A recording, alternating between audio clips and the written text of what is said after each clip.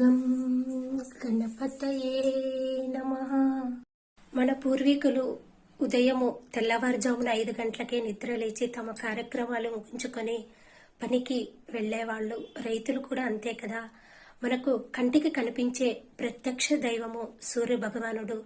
ఆయన రాకముందే మనము అన్ని కార్యక్రమాలు ముగించుకొని ఆయనకు ఆహ్వానం పలికి కనీసం ఇంట్లో ఒక దీపం వెలిగించి ఆ సూర్య భగవానికి ఆహ్వానం పలకాలి.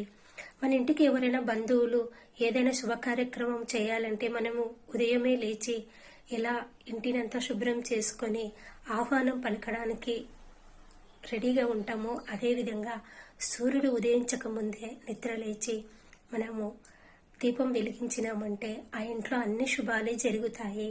మీరు ఒక 21 రోజులు 41 రోజులు ఇలా చేసి చూడండి, మీకే ఫలితము తెలుస్తుంది. ఓం నమః శివాయ.